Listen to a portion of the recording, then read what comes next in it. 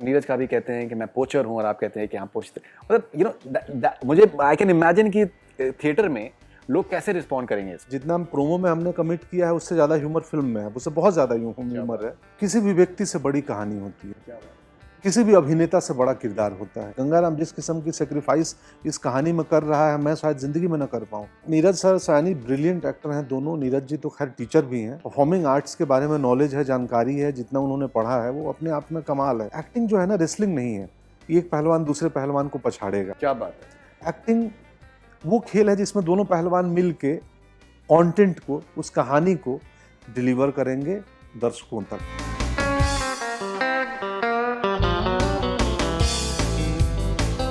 नमस्ते, मैं हूं पंकज त्रिपाठी और आप देख रहे हैं बॉलीवुड हंगामा। मेरी और फरीदुन साहब की बातचीत, और ये वाली बातचीत और बातचीत से थोड़ी ज़्यादा इंसाइटफुल होगी, मुझे लग रहा है।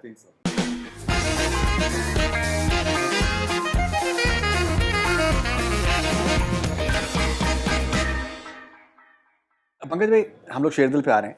हाँ, शेरदिल पे हम लोग आ रहे हैं। आई थिंक कमाल का प्रोमो है, आई लव्ड इट एब्सोल्युटली।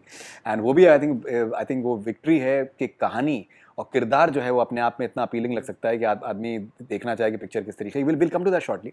अभी एक बहुत ही दिलचस्प और एक और भी बहुत दिलचस्प बात हो रही है पंकज भाई कि दैट आपको बहुत अच्छा आपको पैसा भी आपको मिल रहा है, अपने आप से सामने से आपको ऑफर हो रहा है। हमने ये भी देखा है पास्ट में कि दैट जब कोई एक्टर्स की बहुत ज़्यादा डिमांड हो जाती है और वो फिर बहुत सारे मतलब वो बिजी हो जाते हैं, बहुत काम करने लगते हैं, वो कहीं ना कहीं एक फटीग फैक्टर उनके काम में दिखने लगता है और वो रिपीटेटिव से थोड़े से वो होने लगते हैं, बिकॉज इट्स समथिंग जो कि आप ब्लेम भी नहीं कर सकते किसी को। माशाल्लाह से आपके काम में वो फटीग फैक्टर कहीं नहीं नज़र आ रहा है, एटलीस्ट अब तक, which is I think a great news. वो आप कैसे मैनेज करें? And you told me in the past कि आप कितना आपका हेक्टिक शेड्यूल रहता है। बहुत हेक्टिक, मतलब अभी 6 दिन लगातार शूट करके आज 7th डे में प्रमोशन में बैठा हूँ। कल से वापस 4 दिन नॉन स्टॉप है।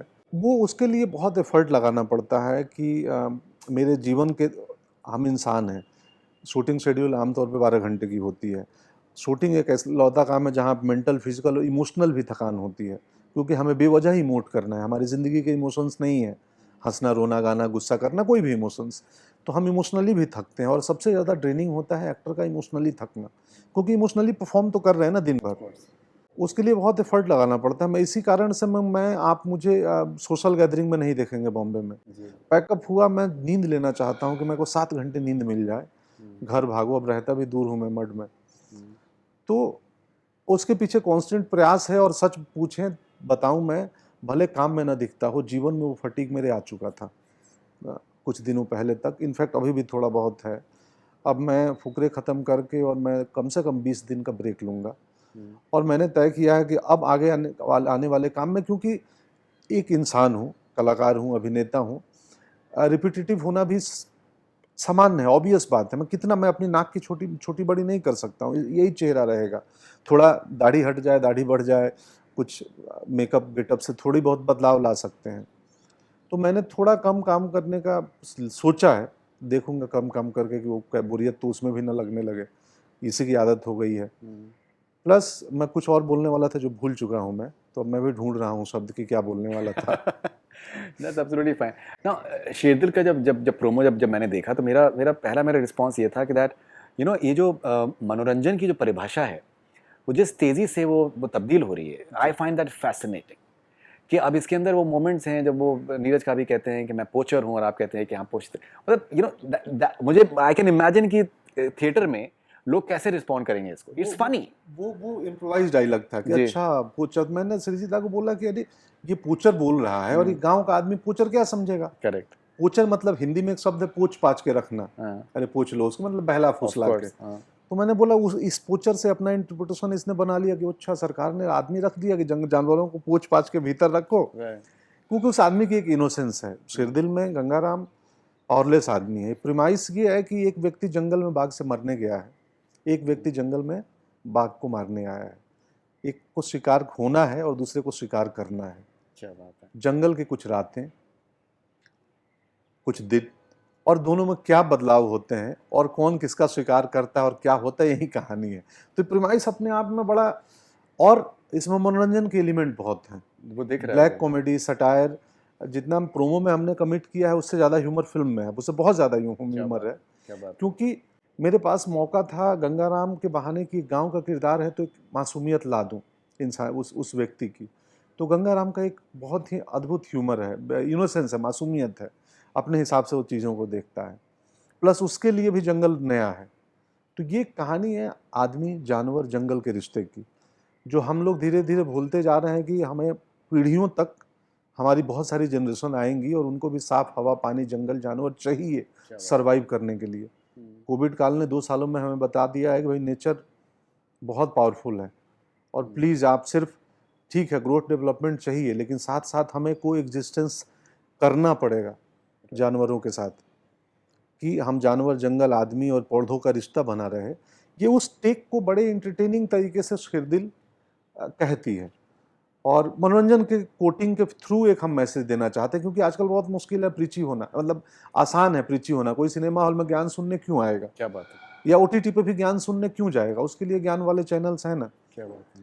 तो एक इंटरेस्टिंग स्क्रीन प्ले के तहत सृजित मुखर्जी रिनाउंड डायरेक्टर हैं बंगाल के, कमर्शियली भी और क्रिटिकली भी 4-5 नेशनल अवार्ड मिला है। Of course. तो वही हमने इस फिल्म के थ्रू अटेम्प्ट किया है, वो मैसेज लोगों तक पहुंच जाए। डेफिनेटली। एंड पंकज भाई, जो आपकी जर्नी है, अगर जब जब उसको हम देखते हैं तो मुझे एक बहुत आई थिंक कमाल की एक जो पहलू नज़र आ रहा है वो आपके आपके आपके पूरे जर्नी में, वो ये आ रहा है कि that you are an actor जो इस चीज़ को समझते हैं कि यार अल्टीमेटली कहानी हीरो है, खुद हीरो, मतलब अपने को हीरो प्रोजेक्शन करने के लिए को लोगों को बोलो कि साहब कि हमें हमें एक्सेप्ट करो कि हम हीरो हैं, उससे कहीं बेहतर ये है कि कहानी को पहले हीरो बनाओ और उसमें आप अपना जो पार्ट है उसको शिद्दत से निभा दीजिए एंड आपको फिर इज्जत मिलेगी। दैट इज समथिंग जो कि आप कंसिस्टेंटली आप बहुत अच्छे तरीके से करें। तो कहानी आपके लिए इतना इंपॉर्टेंट क्यों है?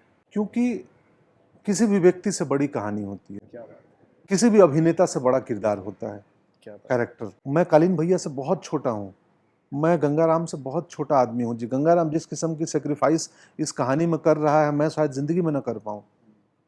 अपने गांव के लिए, अपने कम्युनिटी के लिए जान देना आसान बात नहीं है, हम सोच भी नहीं सकते हैं।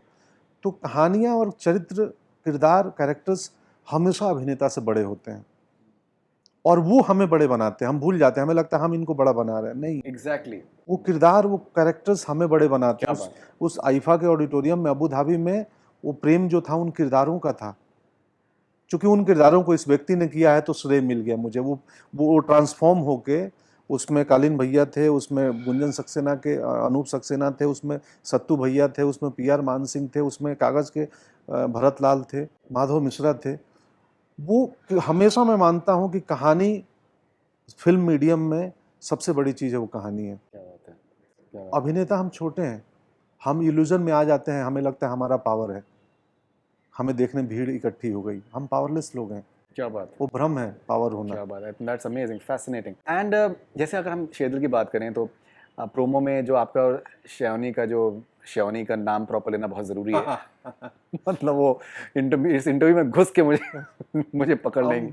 जो आपको वो मोमेंट है कि आप कहते हैं कि ये 200 बच्चे सब मेरे हैं, और वो द वे शी रिएक्ट, वो जो एक मोमेंट है, आई थिंक वो अपने आप में इतना इंटरटेनिंग है जी कि वो आई थिंक बगैर कुछ कहे बहुत कुछ आप कह जाते हैं। When you working with such fine actor Neeraj Kabi and Shyavani, आपको मज़ा आता है आदान प्रदान में?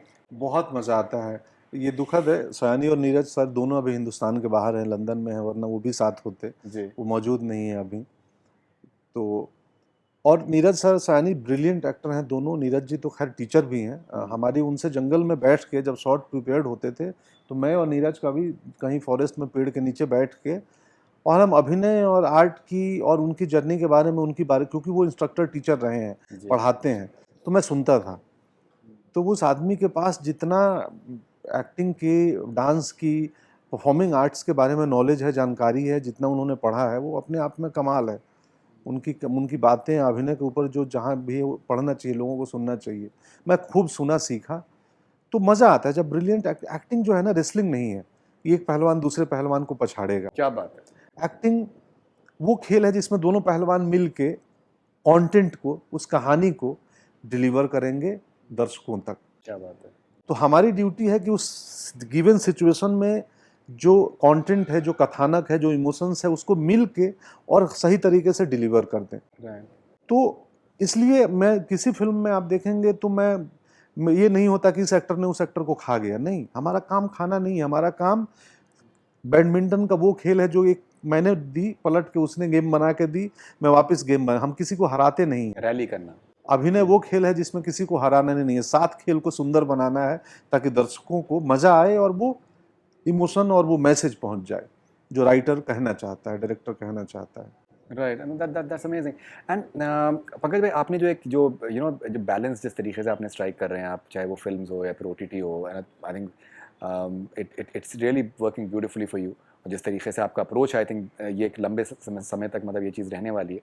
तो ये जो सारा कंटेंट का जो कंजम्पशन जिस तरीके से बहुत तेज़ी से जो बदल रहा है, और आज के टाइम पे बड़ी बड़ी फिल्में भी बहुत हिट हो रही हैं, but at the same time हम रियलाइज़ करते हैं कि दैट वो बहुत सी वो फिल्में जो हैं वो वाइडर लोग जब उसको देखते हैं जब वो OTT पे आती है। तो ये अभी भी हमें बहुत से लोग इस चीज़ को एक्सेप्ट नहीं करते हैं, लेकिन ये है कि जो सिनेमा हॉल्स में जाके पब्लिक जो देखने वाली है वो बहुत लिमिटेड है इंडिया में। जी, सैटेलाइट और OTT पे देखने वाले बहुत ज़्यादा हैं। तो ये एक जो कंटेंट कंजम्पशन में जो एक तब्दीली आई है, इसको आप कैसे देखते हैं? देखिए दोस्त, उसमें ना आसान है, OTT में किसी भी व्यक्ति के लिए देखना आसान है, वो अकेले का व्यूइंग कहीं भी कर सकता है, इंटरनेट चाहिए उसके पास और एक सब्सक्रिप्शन चाहिए गिवन प्लेटफॉर्म का, OTT का, तो वहाँ रीच आसान है और वहाँ से एग्जिट करना भी उतना ही आसान है, क्योंकि वहाँ लॉग इन करना आसान है, लॉग आउट भी कर दो, एक बटन आपके हाथ में है। थिएटर तक चल के आना पड़ता है लोगों को, प्लस क्या वो गिवन सिनेमा आपके नज़दीकी थिएटर तक पहुँच रही है या नहीं, प्लस उसके कंटेंट ने, कहानी ने, ट्रेलर ने, प्रोमो ने आपको एक्साइट किया या नहीं, प्लस उसकी मार्केटिंग प्लानिंग स्ट्रेटजी कैसी हुई है, तो बहुत फैक्टर हैं थिएट्रिकल में। एक्सपीरियंस अलग है, थिएटर में आप कम्युनिटी व्यूइंग करते हैं, 250 लोग एक अंधेरे कमरे में देख रहे हैं जहाँ पे हायरार्की टूट रही है, कंपनी का मालिक पिछली लाइन में, कंपनी का वर्कर अगली लाइन में हो सकता है बैठा हो। क्या बात है। OTT में कंपनी का मालिक और कंपनी का वर्कर साथ नहीं बैठेंगे, दोनों अपने अपने घर में देख लेंगे, अपने अपने स्पेस में देख लेंगे। तो कम्युनिटी व्यूइंग एक एक्सपीरियंस है जहाँ समूह में हंसते हैं, समूह में रोते हैं, समूह में, ग्रुप में आप एक्सपीरियंस करते हैं पर्दे पे चल रही घटना को और उसका इम्पैक्ट आप पे होता है। इसीलिए मैं थिएटर में, ब्रेख्त एक नाटककार थे वेस्ट के, ऑफ कोर्स, वो अपने नाटकों में ना अपने 5 एक्टर को जो उस प्ले में परफॉर्म नहीं कर रहे हैं उनको बोलते थे ऑडिटोरियम में बैठ जाओ अलग अलग 5 कोनों में, और कॉमेडी सीन आएगा तो तुम लोग हंसना शुरू कर देना। अपने 5-6 एक्टर, हंसी एक वायरल डिजीज है, तो आपके पास में 2 लोग हंसना शुरू करेंगे तो आप मुस्कुराने लगोगे और थोड़ी देर बाद हंसने लगोगे। समूह में ना औसत कॉमेडी भी हिट हो जाएगी। क्या बात है। लेकिन अकेले में औसत कॉमेडी को हिट कराना मुश्किल है। बहुत बहुत बड़ी बात आपने कह दी, क्योंकि ग्रुप इमोशन अलग खेल होता है। तो खैर, आपका सवाल क्या था और मैं कहाँ चला गया उसके लिए माफी चाहूंगा। बट मैंने आपसे, आपने जो बताया कि 5 लोगों को ऑडियंस में, ब्रेख्त ऐसा करते थे। नहीं, मैंने इनफैक्ट एक बहुत प्रोमिनेंट डायरेक्टर है, तो उनके इवेंट में एक बार मैं थोड़ा पहले पहुंच गया था और मैंने देखा कि वो सिमिलर चीज कर रहे हैं। तो वो ब्रेख्त को पढ़े होंगे। उन्होंने ऑडियंस, अपने लोगों को बोला हुआ था कि यहाँ पर ताली देना शुरू करना है, यहाँ पर ऐसे, और जब वो एक्चुअल इवेंट हुआ तो वैसा ही हुआ और पब्लिक का रिस्पांस भी कुछ हद तक वैसे ही था। तो वो वाकई अच्छे, आई थिंक जो आपने बताया, that's something that I think वो प्रैक्टिकल भी वो होता है।